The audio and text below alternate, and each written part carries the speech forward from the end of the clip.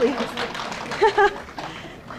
Good evening. On behalf of the CU Environmental Center, the University of Colorado Museum, the Sierra Club Indian Pinks Group, Plan Boulder County, the Boulder County Healthy Communities Initiative, and the Boulder Independent Business Alliance, I welcome you to tonight's event and the opening of the conference, Urban Sprawl, the Causes and the Cures.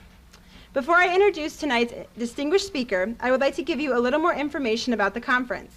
In the next 2 days, experts from around the country will discuss such interesting and varied topics as the geography of sprawl and affordable housing and growth management. Of particular note is our second keynote speaker, Representative Mark Udall, who will give a talk entitled Scaling the Federal Heights, Why the Federal Government Should Help, tomorrow at 12 p.m. in the UMC West Ballroom. For a complete speakers list and agenda, please visit the registration table at the entrance to this room. Our keynote speaker tonight is an author and environmentalist whose writings have appeared in periodicals ranging from the New York Times and Natural History to the Atlantic and Rolling Stone. His books include The End of Nature, Maybe One, The Case for Smaller Families, and The Age of Missing Information. His books examine not only environmental problems, but also man's connection to his environment and solutions to the problems we face. Tonight, he will speak about his book, Hope, Human and Wild, which examines examples of sustainable communities from around the world. Ladies and gentlemen, it is my pleasure to introduce tonight's speaker, Mr. Bill McKibben.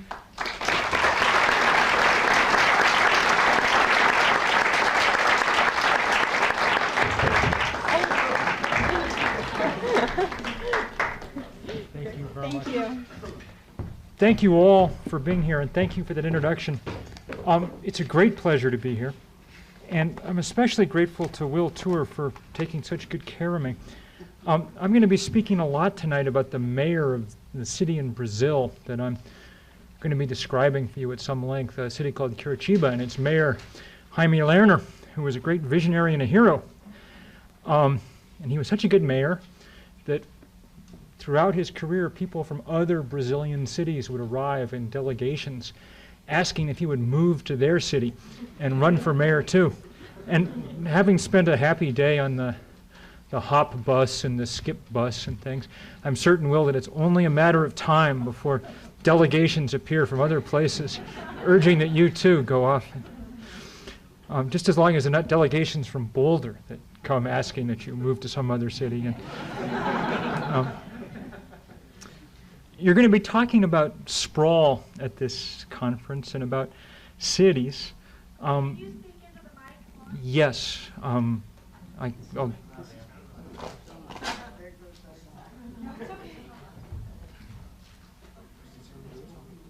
Okay, how's that? All right. You're going to be engaged in much discussion of cities and sprawl and suburbs and things for the next few days. So I'm going to begin tonight someplace else entirely. I'm going to talk just for a couple of minutes about the biosphere as a whole, about all that surrounds us. There are two reasons for doing that. The first is because it's a way of reminding you that I'm by no means an expert on cities, sprawl, or anything of the kind. In fact, I live miles from the nearest person out in the middle of the woods in the Adirondacks. I'm not precisely an expert on the whole biosphere either, but that's been my beat, I guess, as a reporter for a decade now. And it's the source of the bottom line, practical, prosaic concerns that make me interested particularly in issues like sprawl. 10 years ago, I wrote a book called The End of Nature. It was pretty much the first book for a general audience about the topic of global warming and about the largest scale environmental changes that we now face. At the moment, I'm busy I'm doing a 10th anniversary edition, so I'm spending a lot of time thinking about what's happened in the decade since. I guess that I'm forced to say 10 years later, you know, I told you so. There's no particular pleasure in that. Well, I guess there's a little pleasure in that, but not so much. The situation is in many ways much more dire even than people had anticipated 10 years ago. More than any other issue, climate change is going to dominate, I think, the rest of our lives as an issue. The new data that's appeared even in the last year or two is truly alarming. Last year, as you all know, was the warmest year by far on record globally. The data on things like storminess are truly amazing. There's been a 20% increase in the frequency of severe storms that dump more than 2 inches of rain in a 24-hour period. A 20% increase. It's an enormous change in some baseline physical phenomenon like that. And we're still in the early stages of this phenomenon, of this warming. Spring now comes about 7 days earlier across the northern hemisphere than it did just 20 years ago. Those are enormous changes, and they prophesy yet more changes ahead. We're monkeying with the most fundamental systems around us. And of course, the source of all this havoc and upheaval is our incredible reliance on fossil fuels. You could look at a modern Western life, and increasingly a modern human life in almost every corner of the globe, and say that we've really evolved into machines for the consumption of fossil fuel. Pretty much everything we do in the course of a day requires burning coal or oil or gas. So the only way to dampen this phenomenon of climate change is going to be to change some of the ways in which we live. Going to be to change some of our ideas of who we are and what we want. And that, at bottom, is why I'm so interested in the kind of issues that have drawn you all here for this conference on sprawl. And it's why I'm so interested in this city that I'm going to talk to you tonight about for a while. A city in Brazil called Curitiba. It's in the south of Brazil. It's a city of now over 2 million people, about 2.5 million people. It's not particularly rich. It has a per capita income of about $2,500, or about 1/10 the American average. It's still very hard to hear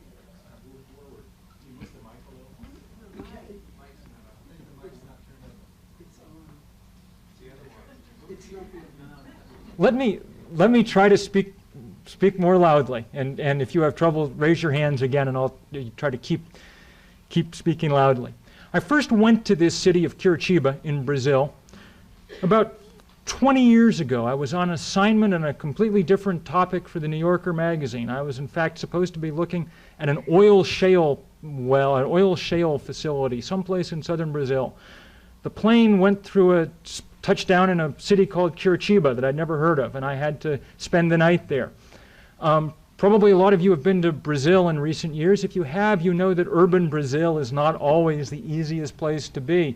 Rio and Sao Paulo have become impossible, dangerous, in many ways unpleasant cities.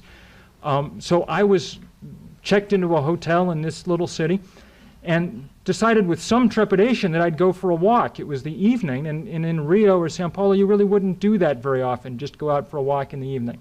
But I figured I'd just walk for a couple of blocks. I wanted to stretch my legs. Well, I walked for about 3 hours that night through this city and realized instantly that it was just one of the most charming places I'd ever been. One of the most human, interesting spots. I went on and did my other work, but that city stuck in my head. And you know how once you've seen a place or you come across it, you'll sort of find references to it over the years. Every now and then I'd see it mentioned in some article in a development journal or something like that. And so a few years ago, when I was getting ready to write a book called Hope, Human and Wild, I was looking for places around the world that were sort of out of the ordinary, places where people really were living a little more lightly on the planet. And I decided I'd go back to the city of Curitiba and see if it really was as wonderful a place as I recalled. So I took my family, and my daughter was then about 6 months old, and the three of us, my wife and my daughter and I, went off there for a month.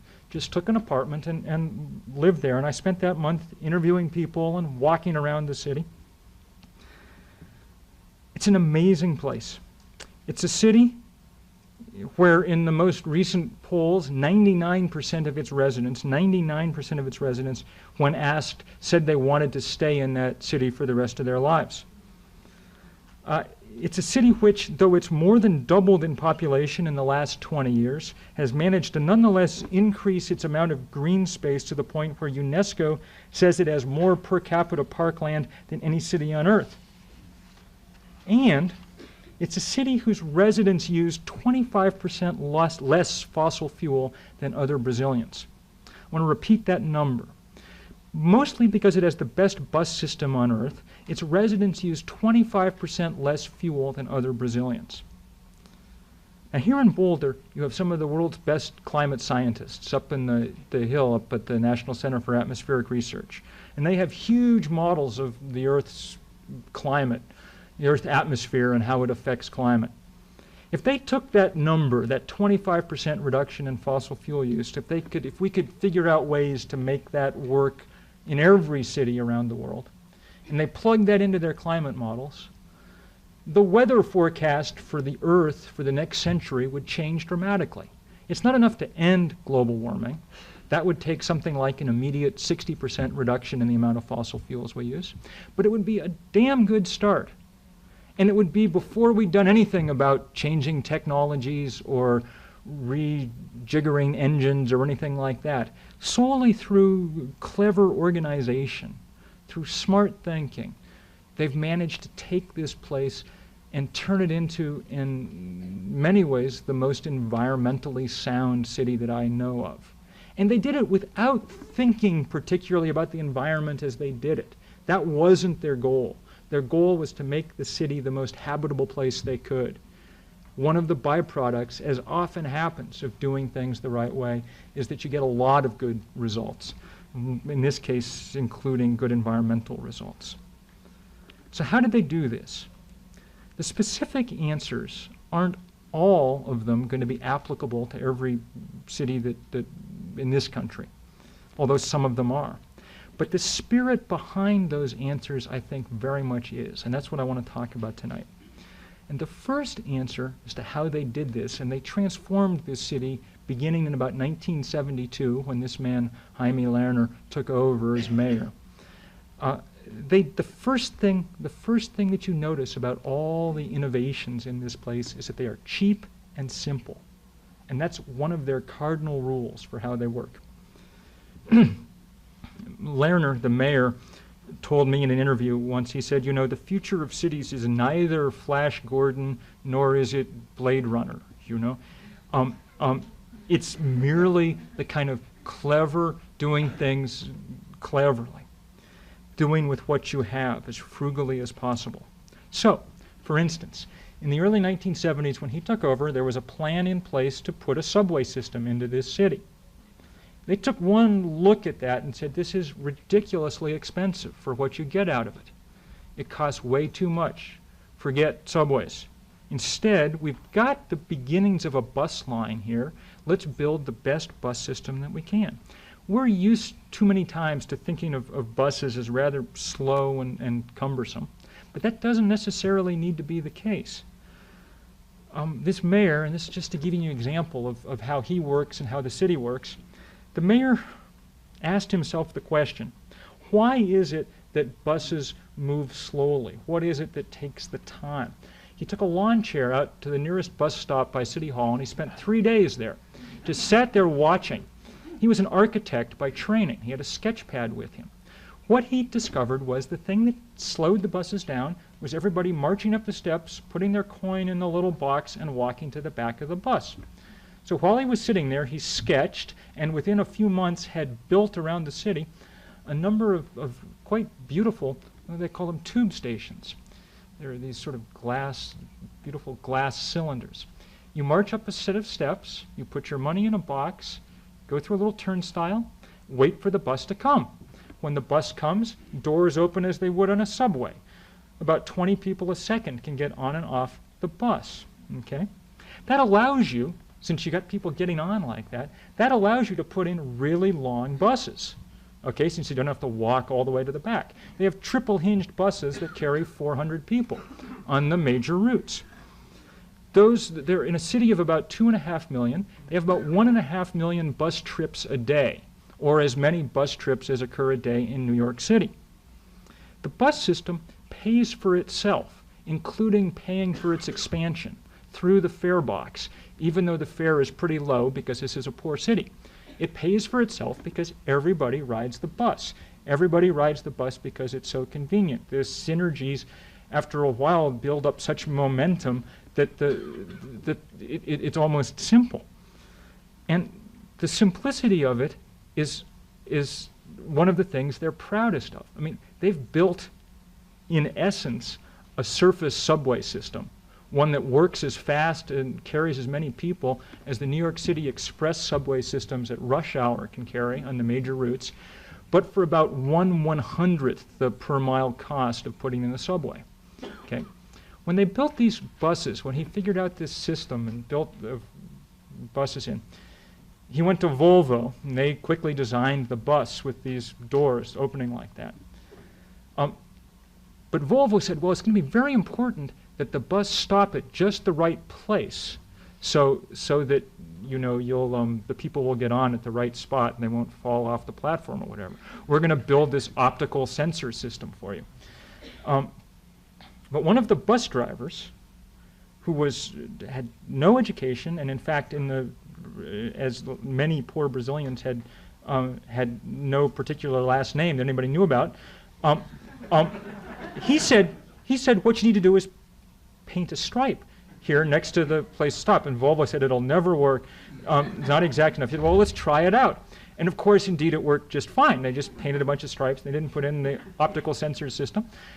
And this guy is a sort of hero in town. The minute I got there, Mayor Lerner said, you've got to go out and see this fellow at the bus garage.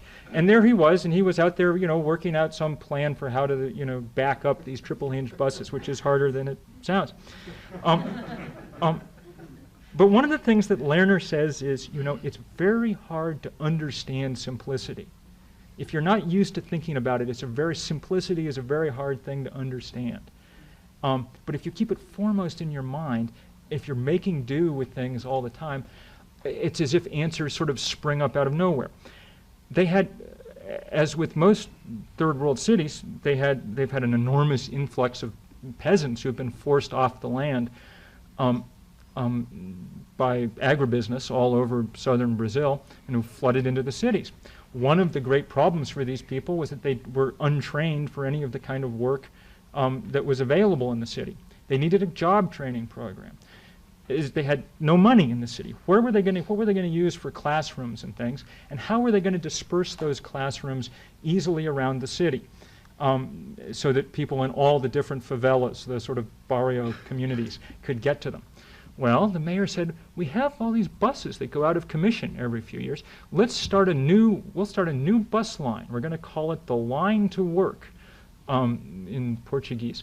I forget what the Portuguese was, but Line to Work is how it translates. And they parked these buses all over the city near the poor neighborhoods and made them into classrooms where they would teach 3-month courses, in all sorts of the things that they determined the businesses in town needed. The city was so pleasant that it was attracting all sorts of businesses from around Brazil. It had a certain cachet in somewhat the same way that Colorado or Vermont or things do in this country. But there was not the skilled labor base. They told people what they needed. They set up these courses in these buses all over the city, and they were producing job applicants quickly. That's the kind of place it is. And the contrast with places that favor more complex and more expensive solutions are quite striking. If you go to Rio, they've spent the last 20 years pouring just endless amounts of money into a subway system that goes almost nowhere. The only place with a stupider subway system is probably Los Angeles, which is just opened, which used to have one of the great surface mass transit systems in the whole world, and now has a subway that goes about 5 miles through the middle of town and no one takes, at exorbitant cost. As important as simple is, so also is quickness, speed. As Lerner pointed out, we live in a world where people have credit cards that instantly get them what they want from business and commerce, where you can get almost anything quickly. The one thing that still works too slowly, very ponderously, is government. When he took over, there was a road, a little road through the center of town, the main street through the center of town, and there was a plan, a master plan in place that the government was about to, the provincial or state government was about to put into practice, that would have put a major highway through the middle of town, would have widened the street, taken out the old buildings in town, and put a major highway through the middle for traffic purposes. He said, not only are we not going to do that, we're going to shut down that main street and make it into a pedestrian mall. Well, in 1972, there were no pedestrian malls really any place in the planet. Maybe, maybe in the old quarter of Munich or something like that, you could find a few places where there were cityscapes without cars. But there wasn't any mall in Boulder, I don't think, and there wasn't any Faneuil Hall Marketplace or South Street Seaport or any of the other kind of things that have sprung up. It was a pretty audacious idea for someone in a provincial Brazilian city to decide that this was what they were going to do. And he said to his public works department, said, how long will it take to rip up that street and put down cobblestones and planters and things? And they go, we can probably do it in 2 months, no problem. He said, well, 2 months is not going to do it. That'll too much time for opposition to build and cause trouble. We need to do it quickly. They go, well, maybe we can do it in a month. He said, Friday, when people go home for the day from work, I need every city employee in there, and including people like teachers and things. By Monday morning, when people came back to work, there was no longer a street there. There were cobblestones with planters all over the place and things like this. Well, right at the beginning of the day, people were outraged, and there were merchants were forming, how will anyone ever come here? There's no parking, no one. They were going to form committees to go. By midday, they noticed that there were people walking all over the place, coming into their shops. By late afternoon, there were committees from the surrounding streets that hadn't been turned into pedestrian malls, arriving at City Hall demanding that they too be ripped up and cobblestoned, as many of them have been over the years. The best part of the story is that the next weekend, the local automobile club announced that they were going to take back this street. They were going to have a sort of drive-in down the street and take it back for the automobile. The mayor did not call out the police, did not put up Jersey barriers to block traffic. He had the Public Works Department unroll a huge sheet of newsprint, about 6 feet wide down the middle of it, and a couple of blocks long. And they put out all these pots of paint up and down the street. And when the automobile club arrived, there were 300 or 400 kids drawing pictures down the middle of the street. Well, they just turned around and went home. And every Saturday in good weather since then, for the 25 years since now, they unroll this sheet of paper and kids appear and draw pictures. And it's quite a moving thing to see. And now it's, the kids of the kids who were there the first time. And it's become ingrained. This place is not paradise. There's a lot of poverty. And the favelas, as these people have been pushed into the town, these favelas began to form, the barrio communities, slum communities, makeshift housing. The mayor, who, as I said, was an architect by training, has a lot of other architects working for him in city government, architects running all sorts of different departments, and he has a lot of journalists working for him. And the reason, he says, is that they're both professions where people are used to working sort of quickly and with, not worrying too much about how, every last detail, getting stuff going. When the public health department came to him one day and they said, look, we're having this problem. We can't get into these favelas to collect the trash because there's really no streets or they're too narrow for our trucks. What are we going to do about it? And the mayor said, what we're going to do is have what architects call a charrette, where they get everyone together and brainstorm. They got all the department heads together, and he laid out what the problem was, and he said, come back in 3 hours, and we're going to decide what we're going to do about this. Well, what they decided in that day and had implemented within a couple of weeks was this. Instead of they figured out about how much money it would have cost to go in and widen those streets enough to get in and collect trash. And they took that money instead. I mean, they said these people are as entitled to trash collection as anybody else in the city, entitled to have a clean place to live. So we're going to take that money instead, and here's what we're going to do. They put signs up all over these favelas saying, if you appear on Wednesday morning or Thursday afternoon or whatever it was, at the edge of the favela, at the nearest paved road, here at this spot we're telling you, with a bag of trash, we'll give you a bag of food in exchange for it. Okay, the truck comes around and they offload food and onload garbage. Well, these people are very poor.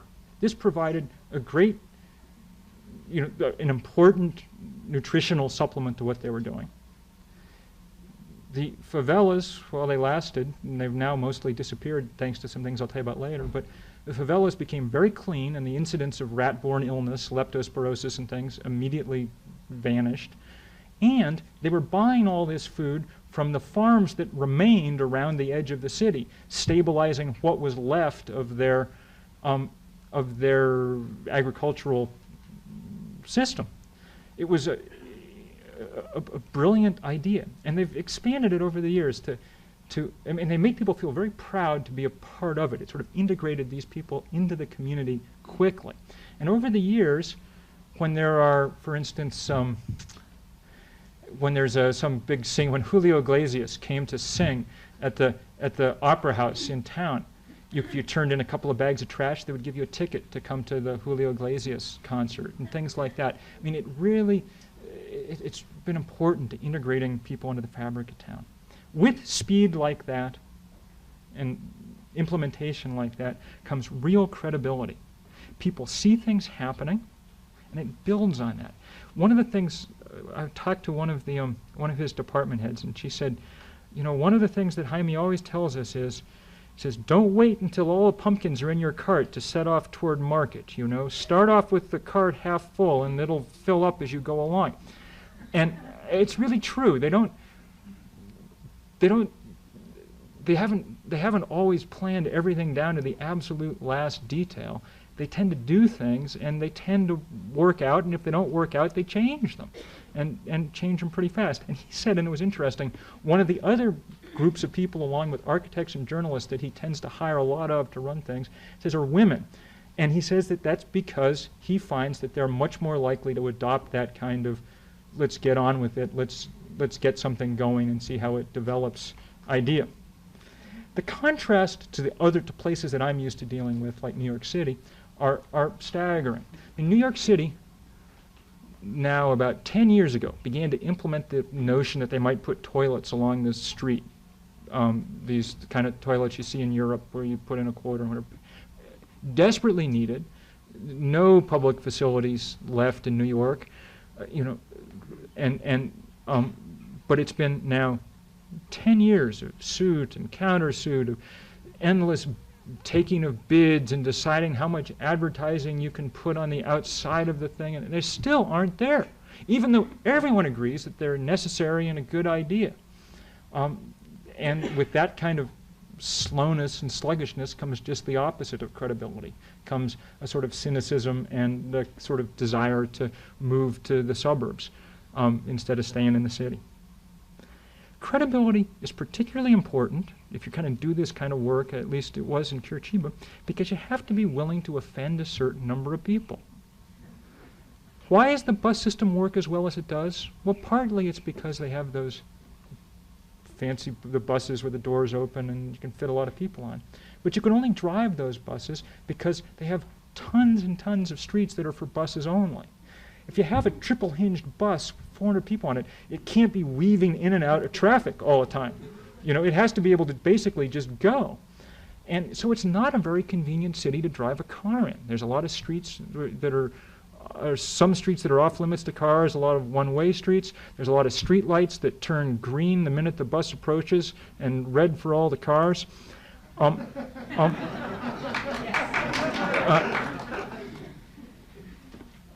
They decided that the minister of transportation, or the department head for transportation, said to me, what we decided was where there's a conflict between the bus and the car, the bus is the boss in our city.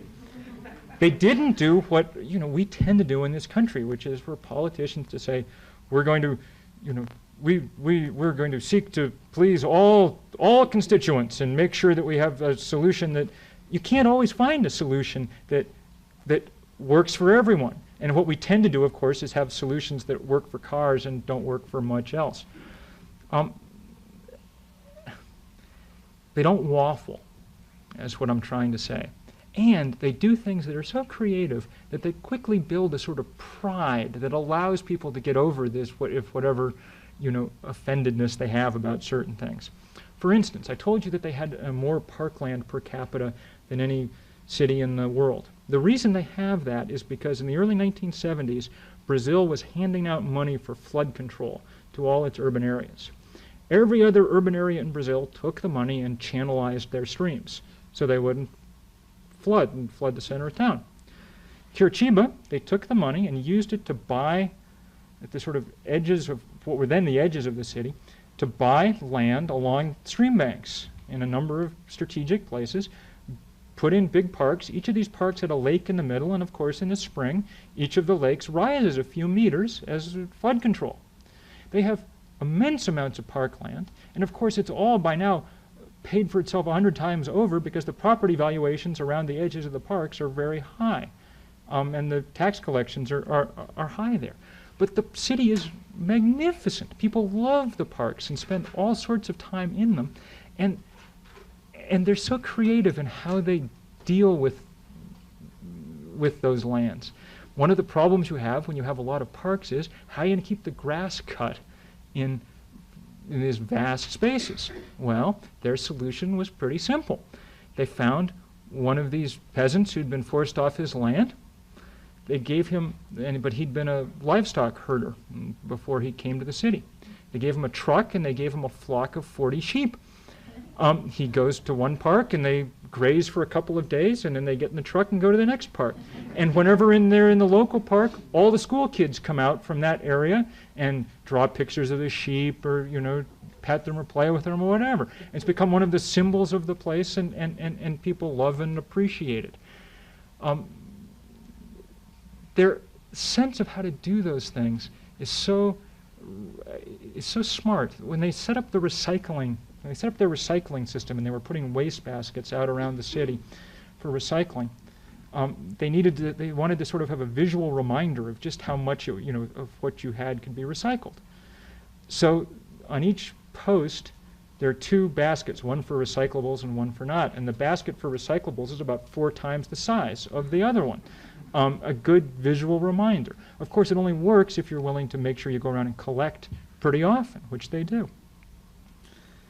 At the same time that they're willing to offend people, I guess what I'm trying to say is they're willing to care about people too, in a more direct sense, in a way, than we sometimes feel comfortable with. I want to describe for you their public housing project, such as it was. They had this flood of people coming in. There was absolutely no money from the federal government for dealing with housing. Public housing in Brazil is a federal responsibility, but there'd been a huge scandal in the public housing ministry in the 1980s, and $600 million, which was a lot in Brazil, had disappeared, and there was no money to spend on public housing any place in the country. Well, what they decided, they found two of the remaining pieces of farmland in the city. They said to the owners of the farmland, and there were about 50 acres in each case, I think. They said, look, like it or not, if people are going to invade that land and build shanty towns there soon, why don't you sell us this land at a reasonable price? Okay? We can't afford to actually pay for it, but we can afford the first payment on this land. The city can. Okay? Well, they got that land, and within a month, they had it subdivided. Okay? And they, in turn, started selling it to all these people living in these favelas for a very reasonable price. I think the price was the equivalent of about a package of cigarettes a month. So all the city had to do was make the first payment, and by the time the second one came due, they had their own revenue stream coming in. But what was interesting about, that was smart in and of itself, but what they came with your plot of land was a pile of bricks and some little bit of wood and a few windows and things, and 2 trees, an ornamental tree and a fruit tree for your new property. You remember that these are people who'd been evicted from where they'd lived before, for whom the ownership of a piece of land was the most amazing thing on earth, and who had the skills, or at least the willingness to learn the skills, to build their own small houses. But they didn't just leave them with the pile of bricks. They also gave each person there, and there were over 100,000 families, I think, eventually, each person got an hour with an architecture student at the university in the center of town. And there'd be these lines of people. They'd be coming in to visit the architect. And the architect would sit them down and say, what is it you want in a house? Someone would say, well, I like to cook, I want a kitchen, a real kitchen, or a big kitchen, that should be a center. I was there one day and this old lady said, I like to look at all the people and see what they're doing, so I need a big window in the front of my house.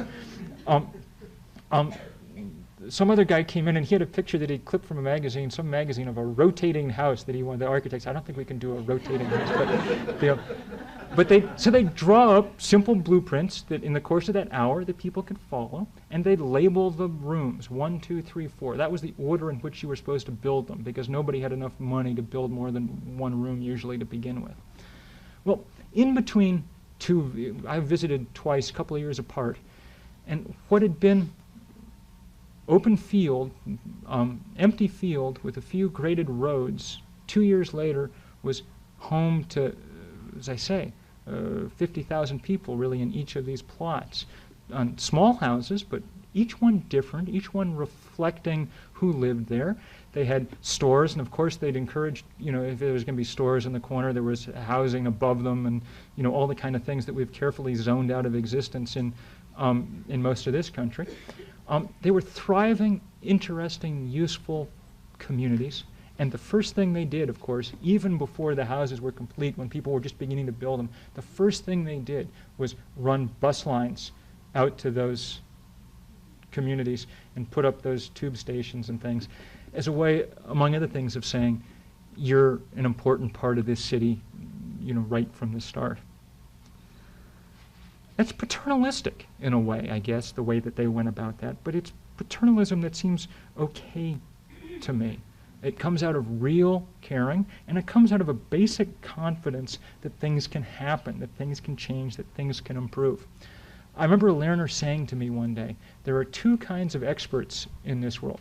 They're experts for telling you how things can be done, and they're experts for explaining why things can't ever be done. And sometimes it seems to me that we're in the grip of the second kind of expert often. Instead of having architects leading our cities and states and things, we tend to elect lawyers and people whose expertise is budgetary. And those are usually 2 professions who are exceptionally good at explaining why you can't do things, instead of why you can and how you can. The bottom line, and I'll end here, I don't want to just keep going on because I'm eager to hear questions and things, but the bottom line is that the city really works. And the test of that, and I talk to all sorts of people about this, is that it's changed in certain ways the character of the people who live in that city. They're different than they were. They've changed along with the city. Become much more involved with their neighbors, much more, because they see people all the time on the bus, much more in contact, much more open, much more, well, what Lerner said was, there's no way to prevent someone from going and living in a gated community or whatever, but what we're trying to do is create a place for people who want to live a more gregarious life. That was the word he used, and I thought it was a really good word. And it seems to me that that's one of the challenges we have in all sorts of spaces, all sorts of places, to build cities and towns that have a kind of gravity about them that pull people in, that make them attractive, instead of a kind of repulsion that scatters people out into a distance. Maybe the final exam, in a way, for Curitiba came when they were deciding how to build these tube stations. This was about 10 years ago when they were really expanding the bus system. They were trying to decide what to build them out of. The best choice, in a way, as Lerner quickly pointed out, was glass. It was real pretty, it was easy to clean, and it's exceptionally strong material. I mean, the windows, in your house have been there for a very long time and nothing happens to them. The public works guy said, yeah, that's all very true. The only problem with glass is, all it takes is one rock through it or something and you've got a big problem. Lerner said, and remember this is in a city filled with poor people, Lerner said, no, we've respected the people of this city. They will respect us. They will respect the city in turn. They built all those tube stations out of glass. There are hundreds of them. And when I was last there about 1.5 years ago, not one of them had ever been broken. That seemed to me an eloquent testimony to the idea that this place was really, really working.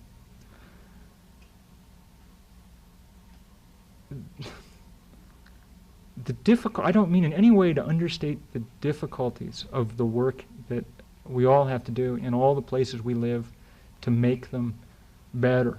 All I mean to do is to say that that despair is not a viable option. It would be if you couldn't find any place in the world where things work really well like that. But if you can, and there are a few other examples too, if you can find places like that, then they should serve as goads to all of us, proof that in fact things can be done. And every time that, I think that the greatest tragedy in many ways of our urban policies in recent times has been just the sense that we've sort of given up on whole cities and on whole classes of people and on the idea that anything really fundamental can ever change in them. Things can change. I will leave you with this from America and not from Brazil. I was listening to the news today and listening to all the grim news, and then there was one short story that was close to my heart because I live in upstate New York and I lived in New York City for a long time. And today in New York City, the police and the animal control officers had to come out and trap a coyote that had made its way down into Central Park. One of the things that Lerner always said about Curitiba was that there was a kind of ghost map of the city underneath it, the old transportation corridors, the old river corridors, the old history of the city that he would try to sort of bring out and bring into relief through the various projects that he would design, the transportation corridors and things. And there's even a kind of physical ghost map that underlies all the places that we've built over. And that ghost map and all that it represents is still there trying to reassert itself.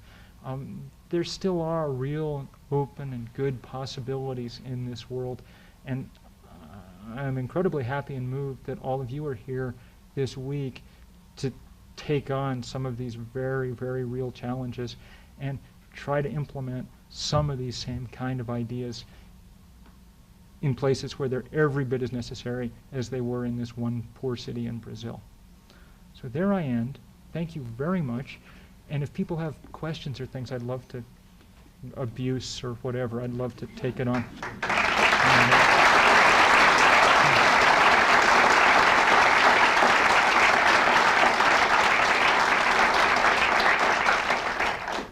What are some of your other favorite cities?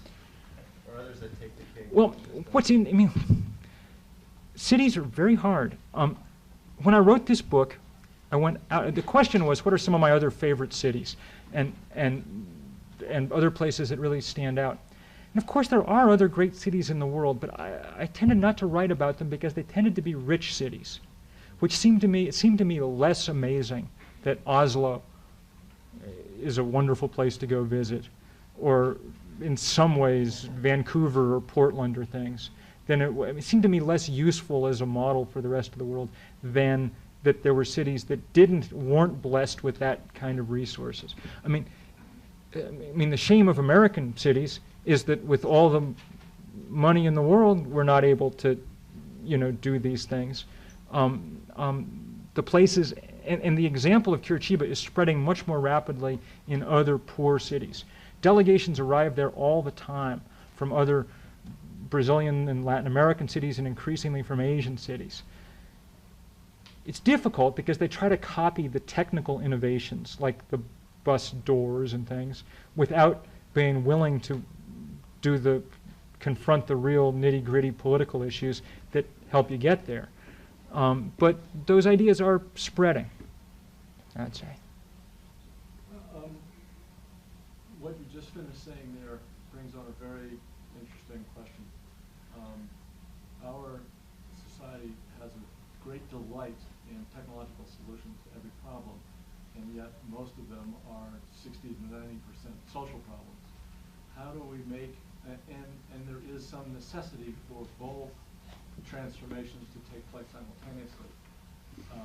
How can we become a city or a nation of Curitiba inhabitants without becoming so utterly dependent upon more and more technological innovations to suck us into that kind of a society? Now, this is a very good question.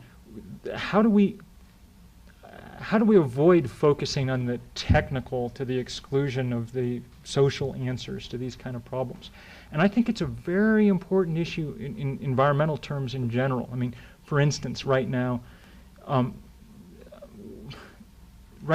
we're doing nothing about decreasing carbon dioxide emissions in this country through all the things that are obvious that we should be doing, like raising the price of fossil fuels, raising the price of gasoline. I mean, that's the most, if you sat and looked at anyone could tell you that would be the first sensible thing you would do. Instead, we're focusing, what little energy we're putting into this problem at a federal level, we're focusing entirely on projects like redesigning the car to make it go 70 miles on a gallon of gasoline, or maybe someday run on a fuel cell, or whatever it is. The reason that we do that is obvious. It requires no political sacrifice from anyone. It incurs no pain on anyone. And I'm afraid that that's a very difficult paradigm to get out of. We don't have leaders in this country who are willing to ask us to take on any kind of pain, and the reason we don't is because we wouldn't respond to that kind of leadership at the moment.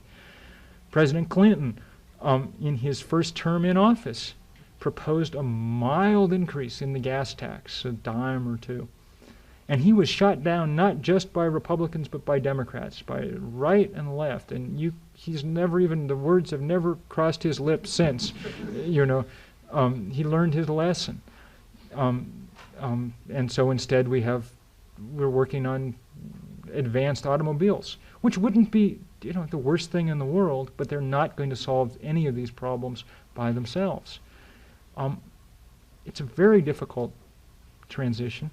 What environmentalists have tended to say in recent years is, well, when things get bad enough, then we'll come to our senses. I'm not convinced that's a very good answer, in terms of global warming, they've sort of said, well, when, if some really hideous hurricanes hit us, then we'll finally wise up. I don't think that that's necessarily true. I mean, I think when things begin to get really scary, our instincts may be just as much to try to kind of shield ourselves or our community or our nation, build up a kind of fortress around ourselves, something like that, instead of be open to the sort of changes we need. So I guess that the only way I can think of at the moment to try to sell people on the idea of these solutions is to say that life can be more pleasant and more fun than it is at the moment. I mean, it's not just that sprawl, for instance, causes big ecological problems. It's that it's created in, often pretty dysfunctional places. Suburbs where people don't tend to know each other, where they live isolated in, sort of suburban splendor, but according to one recent survey, where 3/4 of them did not know the next door neighbor. I find that the only sort of Achilles heel of the society that we've built is that it does not make people as happy as it promises to. And that if you can suggest other elegant solutions to things, people are often quite willing to adopt them. For instance, here in Boulder today, I was riding around on these nifty little buses, the hop and the skip, the hop bus and the skip bus that go around town. And they're terrific little buses, and they were crowded with people, and people were getting on and off, and you can hand them when you get on, you can hand them a cassette of your particular music that you'd like to hear, and they'll stick it on the bus and it'll play, and then they'll hand it to you when you get off. That's kind of nice, and it makes it kind of fun. And the bus, I would imagine, I haven't seen the ridership figures, but I'd be surprised if they weren't increasing all the time. Not because people are saying, I'm doing my part in the fight against global warming or the fight against urban sprawl, but because, I kind of like this bus and it gets me where I'm going pretty fast. No one in Curitiba that I ever met really seemed to care about the environment at all, except as far as the sort of building a nice environment in which to live, a habitable, happy environment in which to live. I guess what I'm trying to say is the only subversive thing you can do in our culture is have more fun than other people. And that's where to look for some of the design solutions to things. Yes, Matt. Apparently some of the root cause of sprawl is directly related to use of automobiles in the 60s. What kinds of recipes have you seen and would you suggest that would help us move away from the addiction to the automobile, particularly when, for example, a university like this refuses to look at the possibility of suggested depression that might leave their car at home because they have the hop, the skip, and exterior jump. Or the downtown of Boulder builds parking structures to continue to encourage automobile use into the heart of pedestrian cities. How do we, as North Americans, move away from this addiction that probably begins rather early in our lifespan? How does one move away from the addiction to cars? It's an important, the important question in a way, because it's the addiction to automobiles is spreading very quickly from this country to all other countries, spreading at our behest too. We're doing our best to spread it. And I don't have any, I'm in some ways the wrong person to ask. I've been preaching about this for a long time with limited success. When The End of Nature came out, I went around, and one of the things we all talked about at all meetings was needing to drive smaller cars and things. Well, the 10 years since has seen the rise of this sort of General Patton style vehicles, that we now drive all over this country. So clearly, automobiles have come to represent things far more than transportation to us. They're tied into to some larger psychological sense of who we are and what it means to be able to transport yourself instantly where you want to go, and status and sexuality and whatever else. And probably the only slow ways to overcome those, the quick ways to get some handle on all of this is to double the price of gasoline, or triple it, or raise it up to what it is in Europe. Europe has cars, but they don't have too many Ford Explorers, and people tend to take the train or whatever. The other thing you need to do is provide real alternatives like trains and things for long distance travel. But you also need to break the kind of psychological hold of the automobile, and in some ways of many of the other things that we've come to think of as conveniences. Many of my books have a kind of, you would almost say a spiritual side to them or bent to them. And I won't plague you with much of that here tonight. I mean, I'm a Methodist Sunday school teacher, you know, and we won't have to go into all that, but suffice it to say that if you get down to essentials, an awful lot of our environmental troubles stem from our sense that each of us is the most important thing on earth, that we're at the absolute center of the universe. I did a book once about television called The Age of Missing Information, where I found the largest cable system in the world, which had 100 channels back then. And I got people to tape for me everything that came across it for 24 hours. I had 2,400 hours worth of videotape. And I took it home and watched it, spent a year watching it. Before then, I was quite a witty and eloquent speaker. You know,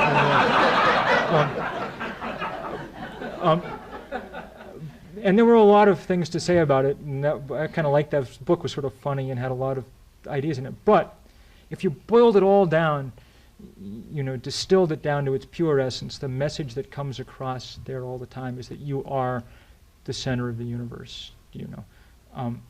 That whatever you want, it's incredibly important that you have it right away.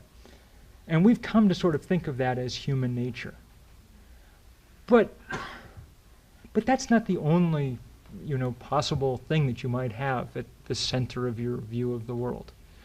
Human beings in other times have had, in other places have had their community, their tribe, you know, or God or nature, or often some amalgam of those things at the center of their consciousness of who they were.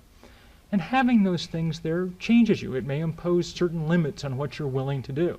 And if the community really is all that important to you, then there are things you won't do because they'll disrupt and harm that community. And I guess that's why what interested me so much about Curitiba was that the people there were different 20 years on into this experience. They were more gregarious, more open, much more likely to be out on the street, talking with each other, finding their pleasures in things that they hadn't found them in before, much less likely to just be inside watching the TV or whatever it was. The cumulative effect of all these sort of strange changes in infrastructure and things had been to create new opportunities for other parts of human nature to blossom, for other things to come to the fore, for us to learn to take pleasure in other things. And people drove a lot less there than they drove other places. The car had become less important even, I think, in terms of a status symbol than it was before and than it is for us, because they had other things instead.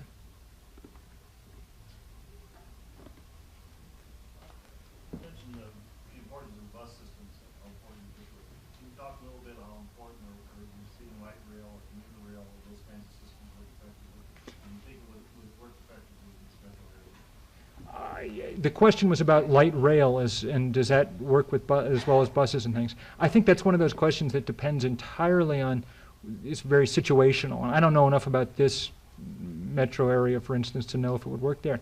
In Curitiba, they planned to build light rail system at some point. In fact, I remember going down to the transportation department, and they were showing me this little video they'd made about the history of transportation in Curitiba. And at one point they just stopped the video. It was they were starting in this discussion of how there was going to be this light rail system. And the guy just stopped the video and said, well, we decided not to do that light rail. The mayor decided it was too expensive, and we'd just do buses instead. And that was when they built these triple-hinged 400-person buses, because they decided that even light rail was more money than they wanted to spend. And I think what they decided was that it was a little less flexible than they wanted to be. They really since the city was still growing fast, they really liked the idea of being able to shift routes constantly and that sort of thing. But you know, in this country, anything that works, you know, at a reasonable cost is such a wonderful improvement over what we have now. I mean, you know, and light rail traditionally fit in very well in a great many American cities. At the end of World War II, most American urban areas had good light rail systems. Los Angeles had the best light rail system in the country. It was phenomenal.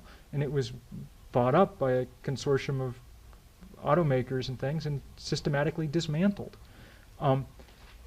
That's one of those sort of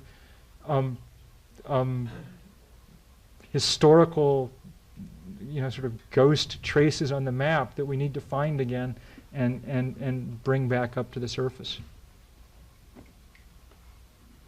What are some of the ingredients that you see in livable communities, and what are some of the incentives that municipalities can enact upon? What are some of the things that make up a livable city, and how can municipalities go in that direction?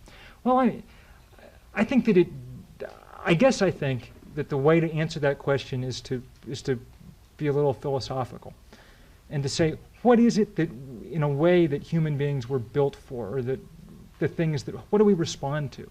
And I think that the things that we really respond to are contact with the natural world and contact with each other. I think that when people think about the significant and memorable moments in their lives, if they reflect back on them, those are the moments that stand out. The situations that they were in, whether it was in college and they were surrounded by lots of other people, or whether it was, when they were places where they were when they were out in the woods or in a park or something. Those are the memories that stick in people's heads, the high points. Which is another way of saying, no one ever sat on their deathbed and said, I wish I'd watched a little more television, or I wish whatever.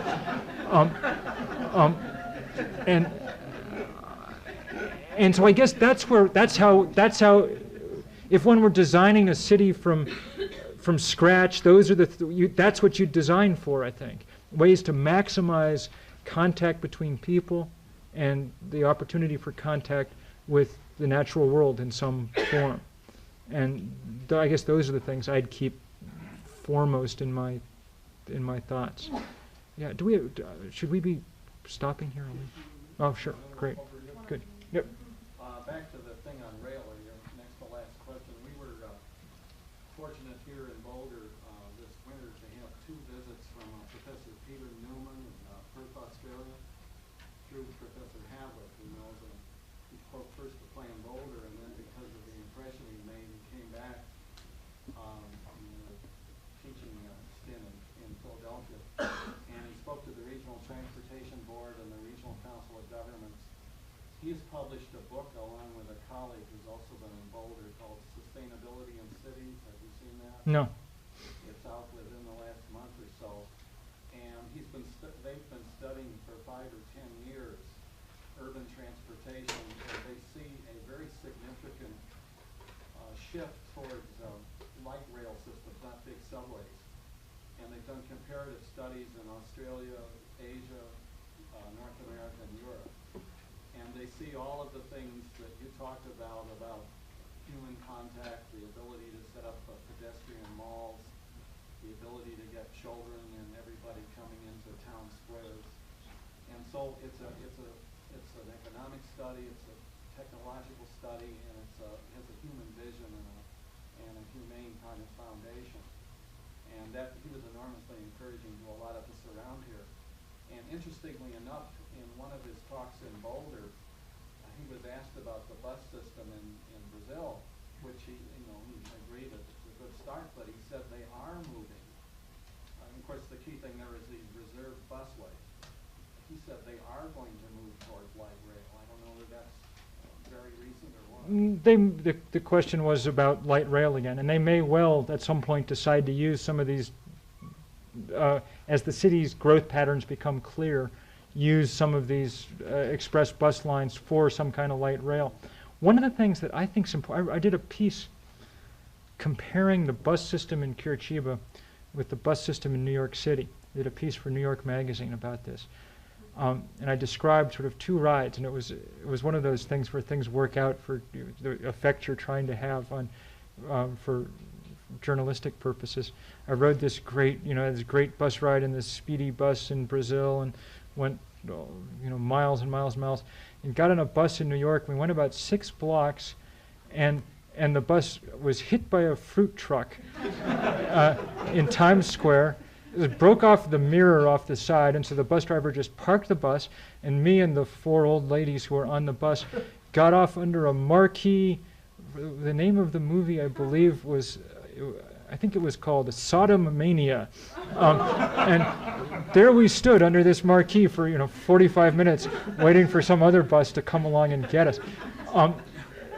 I think the point is that it's less the mode of transportation in a way that you adopt than the vigor with which you adopt it, and how well you put it into effect. And one of the interesting things I found was the course of doing this piece was that in fact there's smart people all over not just in Curitiba. They have no monopoly on good transit planners or something. I mean, in fact, they weren't even all that skilled. I think they're just architects who figured this out. In New York, there were all sorts of people buried away in the transit department who had all sorts of great plans for how you could run bus lines in New York City, which is not an easy thing to do. New York City was built without alleyways, right? Which means that trucks are on the main streets at all times.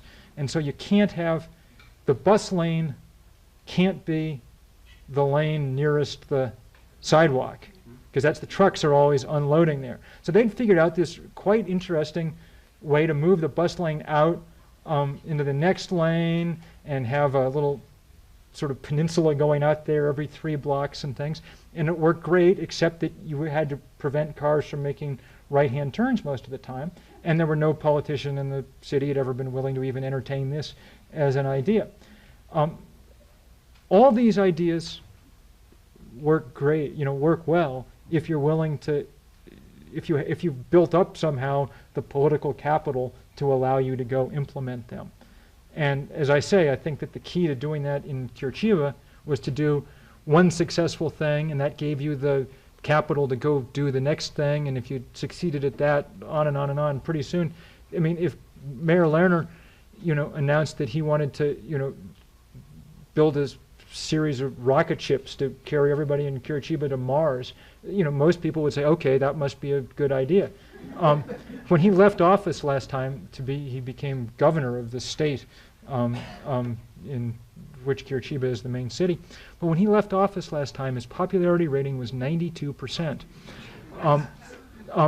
which goes to show, I think, that if you're willing to offend people a little bit and get something done as a result, it probably pays off politically in the end as well, too.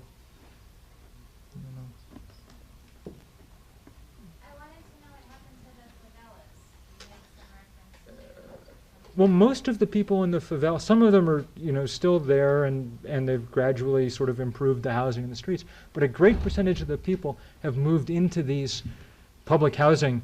They built their own little houses on these public housing lots that I was describing. So the favelas are mostly disappeared or been sort of rationalized and, developed. They did a lot of interesting things right from the beginning in those places. Brazil has a lot of curious divisions between federal and local things, and one of the things that's a federal responsibility is education.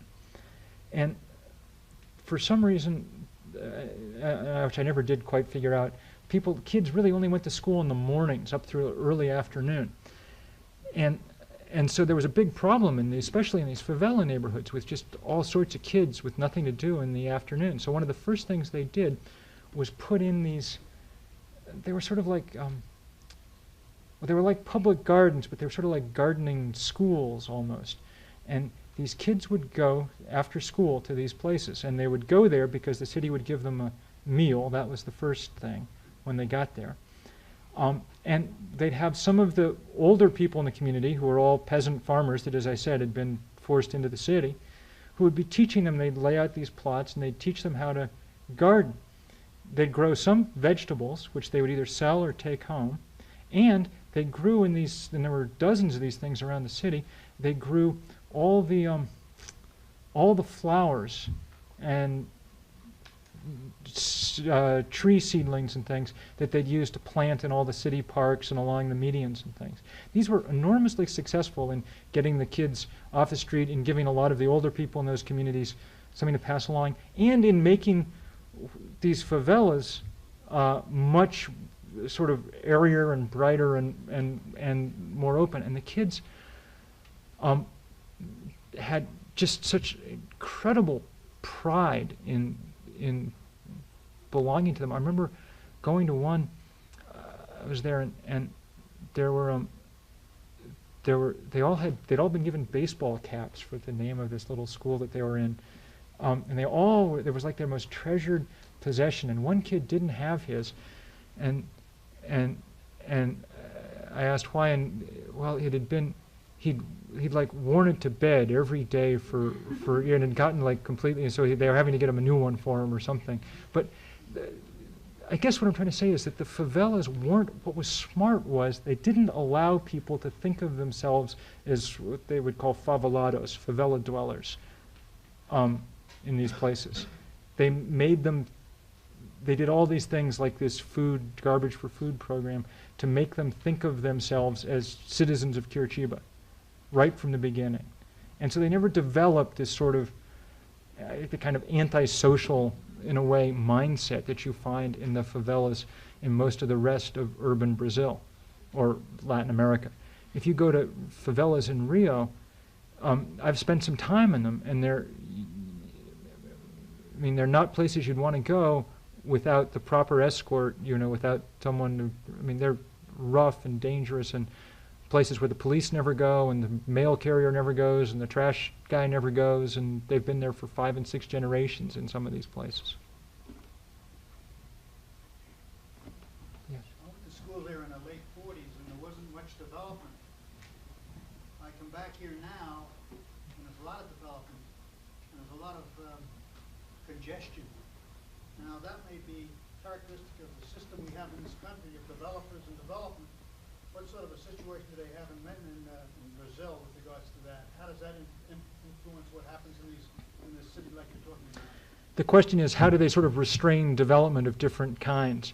And the answer is that they have pretty strong zoning about where they want to plan growth and where they allow it.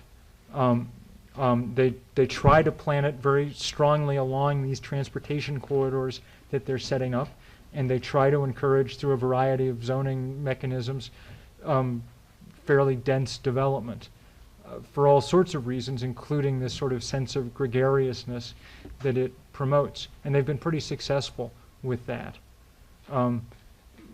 And outside the city, there are sort of suburban developments and places, but they're not that popular. People want to live in Curitiba. It's become a great status symbol within Brazil to live in this city, Curitiba. They did a poll in Sao Paulo, a huge city, 12 or 13 million people, Sao Paulo, and 70% of them said they wanted to move to Curitiba, which frightened the Curitibanos a little bit.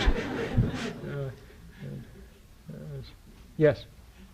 What do you think about in this country or internationally how co-housing could have a place in changing the transportation, and that problem? If the housing can be the beginning of how people create that. The question is about co-housing and what role it might have.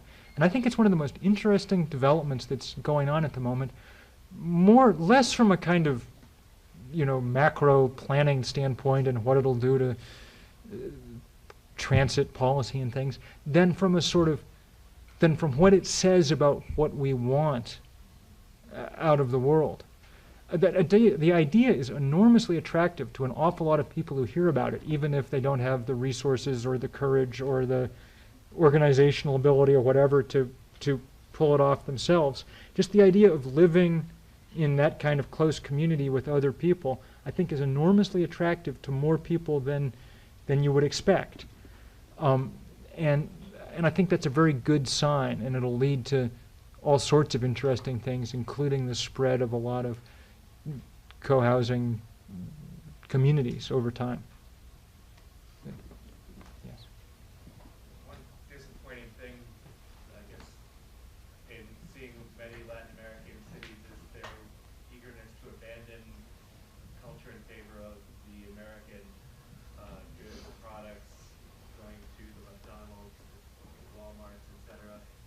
find any more in Curitiba any more kind of pride about the local culture and less eagerness to embrace Americanism or fanaticism?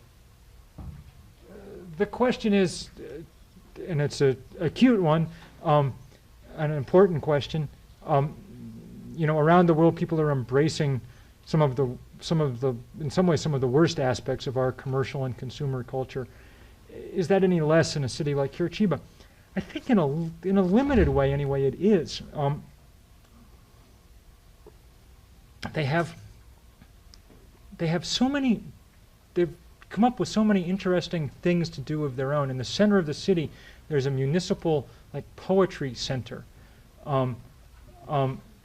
where people go in and write poetry, and they publish all sorts of it in little books and hand them out. There are these parks everywhere. There are 150 kilometers of bikeways.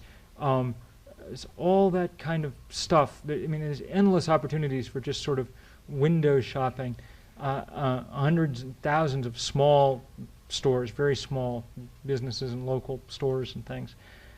My sense is, compared to other cities like that, that people are spending less time watching television, which is the great communicator of this particular virus, and more time in contact with other things. So in a marginal sense, probably, it's a little bit less susceptible to the spread of our influence. But that said, I mean, there and every place else, our idea of what constitutes the good life is spreading with incredible rapidity. And you know, one of the statistics, one of my favorite, this is the only statistic you'll remember tonight, that I shouldn't even say it because you'll forget all the other statistics. But there's a program that some of you may have seen on television called Baywatch. You don't have to raise your hands. It's you know, it's for those of you who have been stuck in the ivory tower. It's people sort of suntan and solve crimes kind of simultaneously, and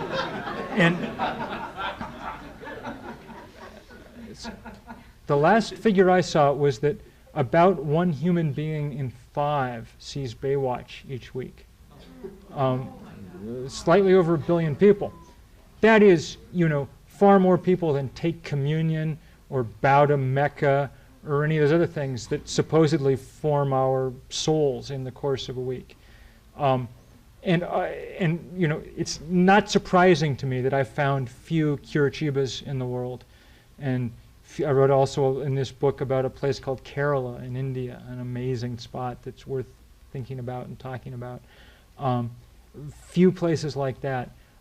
Our vision of the hyper-individualized, high-consumption way of life is extremely seductive, especially to people who have no sense of what its downside might be. And you don't have to go, you can travel almost any place in the developing world and see just how efficiently we export some of the worst things about who we are here, and how inefficiently we export some of the good things about who we are. I find it interesting that you gave the example of Portland, Oregon as being a livable U.S. city. And on one hand, it's maybe one of the most wealthy cities in the country, but it's also racially one of the most homogenous. Mm-hmm. I grew up and escaped from Fresno, California, which back in 1965 did have a cobblestone pedestrian walkway in its main street with little fountains and trams, and it was kind of a symbol of the California dream back then. And since then, with especially after the Vietnam War, we've had a huge influx of Hmong, Southeast Asians, complicated by an increased number of Hispanics and African Americans. And now Fresno's become probably the biggest gangland city in the United States.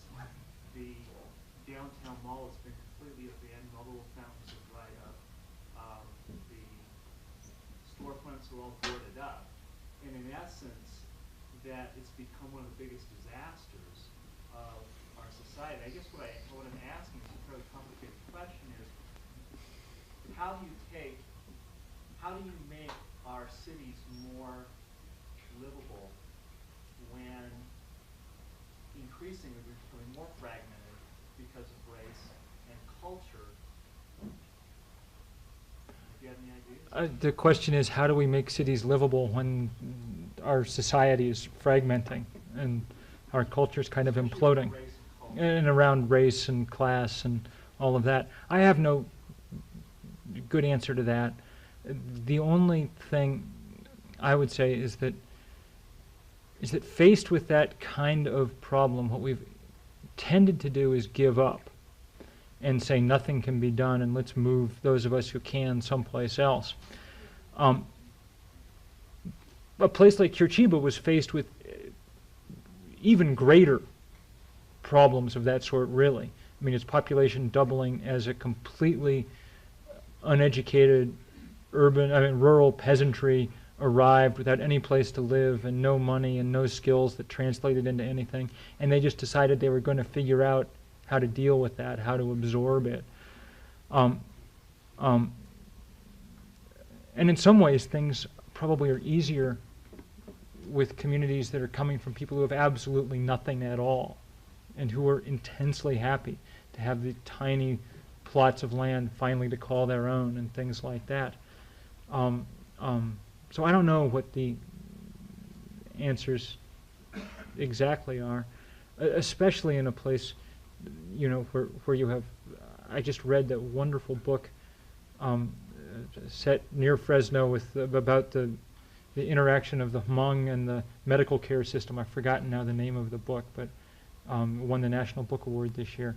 And the sort of difficulties of people with entirely different understandings of the world, and how you, I mean, that's always been an issue in this country, and one that in other times we've dealt with pretty well. You know, figured out how to have some kind of balance between assimilation and identity and all of that. I think we're not doing it as well now because we tend to give up on places. It's not entirely true. It's good to see cities coming back in a way. New York, in many ways, is a stronger city than it was 10 years ago. And one of the reasons is that it's had such a powerful wave of immigration and of people arriving, doing all sorts of interesting things and building new communities. But it's a hard job. It really is. We should, maybe one more, and then, yeah, we should stop.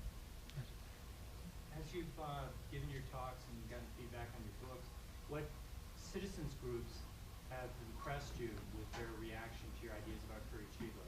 So, say, for example, here in Boulder, we've got a Sierra Club Transportation Committee. What should they be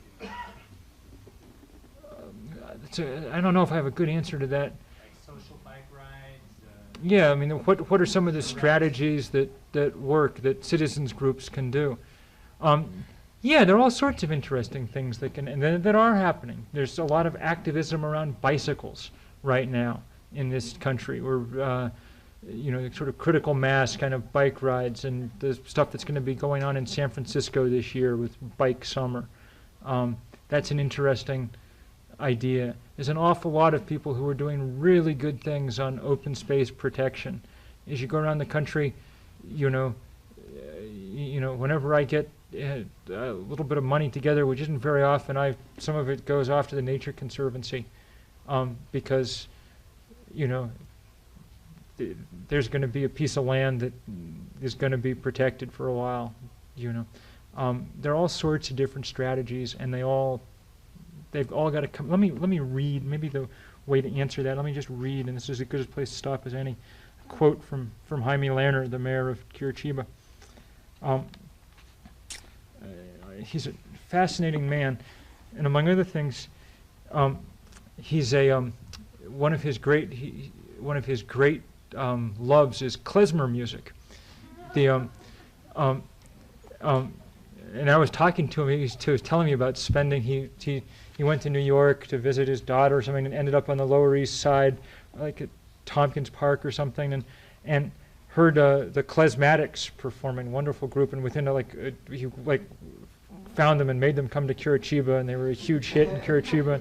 But so I was sort of asking him about what example Curitiba offered the rest of the world, and he said I liked what he said. He said, the more you study your own condition, the deeper you get in your own reality, the more universal you are. And he quoted Tolstoy. He said, if you want to be universal, Tolstoy said, sing your village. This is true in literature, he said. It's true in music. If you know klezmer, you know all of music. And it's true in cities, too. You have to know your village, and you have to love it. And I think that that's exceedingly true. You know, one of the things that we shouldn't, one of the lessons we shouldn't be taking from the world is that there should be a solution to apply to every place, and that every city should look like Curitiba, or like Boulder, or like any place else. Each city, by virtue of its history and its climate and its topography and its personality, has its own soul. And it's the job of really good planners and architects and designers and everyone else to figure out what that soul is and how it can be most fully expressed. There I stop. Thank you very much.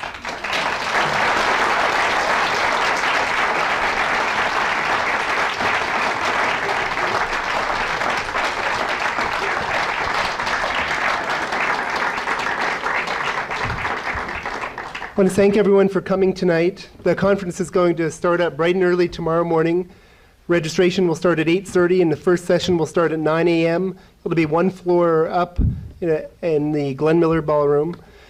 We'll be coming close to home tomorrow, starting out with Professor Bill Riebsame talking about the geography of sprawl, landscape consumption in the New West, and then moving on to Tom Clark talking about growth in Colorado, what's happening where, how much, and why, I believe.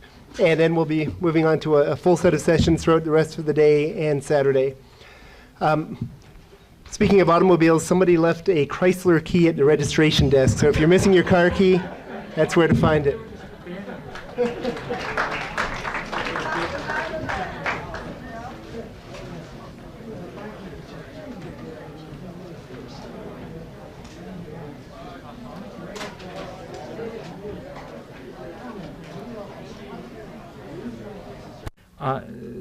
The data on things like storminess are truly amazing. There's been a 20% increase in the frequency of severe storms that dump more than 2 inches of rain in a 24-hour period. A 20% increase. It's an enormous change in some baseline physical phenomenon like that. And we're still in the early stages of this phenomenon, of this warming. Spring now comes about 7 days earlier across the northern hemisphere than it did just 20 years ago. Those are enormous changes, and they prophesy yet more changes ahead. We're monkeying with the most fundamental systems around us. And of course, the source of all this havoc and upheaval is our incredible reliance on fossil fuels.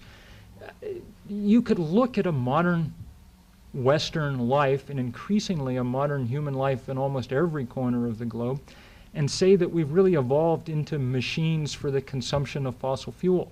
Pretty much everything we do in the course of a day requires burning coal or oil or gas.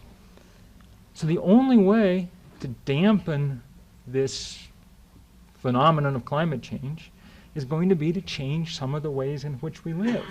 Going to be to change some of our ideas of who we are and what we want. And that, at bottom, is why I'm so interested in the kind of issues that have drawn you all here for this conference on sprawl.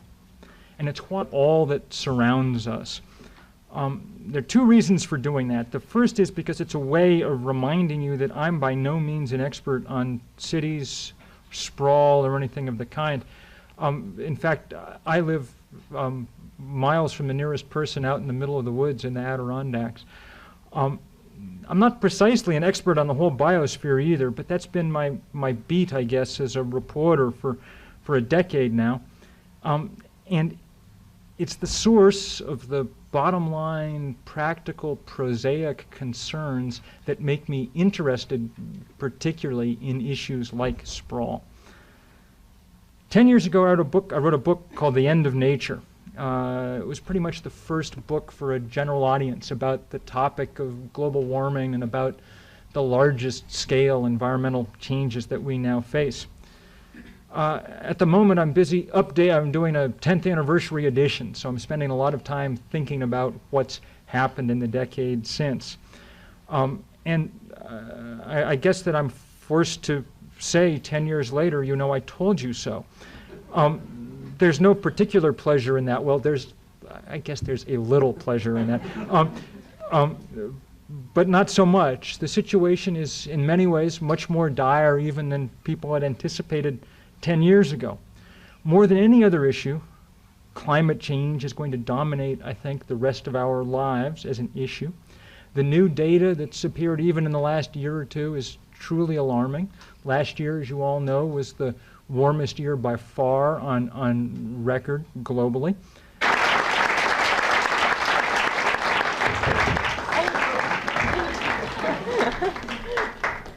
Thank you very much. Thank you. Thank you all for being here, and thank you for that introduction.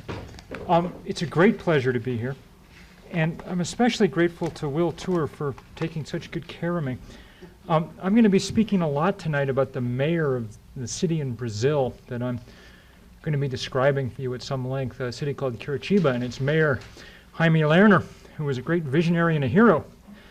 And he was such a good mayor that throughout his career, people from other Brazilian cities would arrive in delegations asking if he would move to their city and run for mayor too.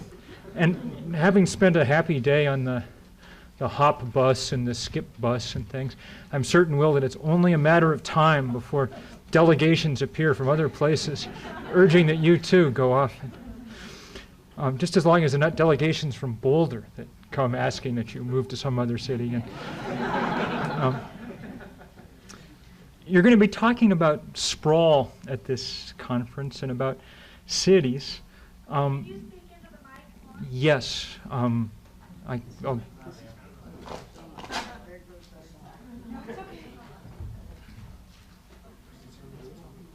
Okay, how's that?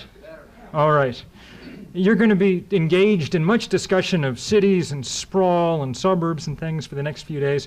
So I'm going to begin tonight someplace else entirely. I'm going to talk just for a couple of minutes about the biosphere as a whole, about... Please. Good evening. On behalf of the CU Environmental Center, the University of Colorado Museum, the Sierra Club Indian Pinks Group, Plan Boulder County, the Boulder County Healthy Communities Initiative, and the Boulder Independent Business Alliance, I welcome you to tonight's event and the opening of the conference, Urban Sprawl, the Causes and the Cures. Before I introduce tonight's distinguished speaker, I would like to give you a little more information about the conference. In the next 2 days, experts from around the country will discuss such interesting and varied topics as the geography of sprawl and affordable housing and growth management.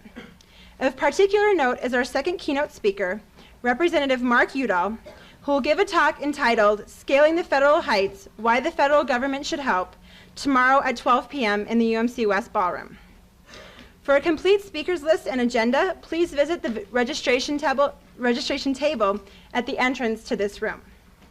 Our keynote speaker tonight is an author and environmentalist whose writings have appeared in periodicals ranging from the New York Times and Natural History to the Atlantic and Rolling Stone. His books include The End of Nature, Maybe One, The Case for Smaller Families, and The Age of Missing Information. His books examine not only environmental problems, but also man's connection to his environment and solutions to the problems we face. Tonight, he will speak about his book, Hope, Human and Wild, which examines examples of sustainable communities from around the world. Ladies and gentlemen, it is my pleasure to introduce tonight's speaker, Mr. Bill McKibben. I'm so interested in this city that I'm going to talk to you tonight about for a while. A city in Brazil called Curitiba. It's in the south of Brazil. It's a city of now over 2 million people, about 2.5 million people. It's not particularly rich. It has a per capita income of about $2,500, or about 1/10 the American average. It's still very hard to hear you.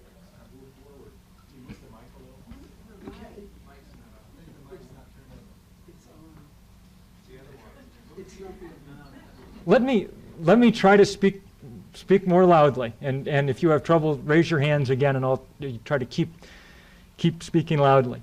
I first went to this city of Curitiba in Brazil about 20 years ago. I was on assignment on a completely different topic for the New Yorker magazine. I was in fact supposed to be looking at an oil shale facility someplace in southern Brazil. The plane went through a touchdown in a city called Curitiba that I'd never heard of, and I had to spend the night there. Probably a lot of you have been to Brazil in recent years. If you have, you know that urban Brazil is not always the easiest place to be. Rio and Sao Paulo have become impossible, dangerous, in many ways unpleasant cities.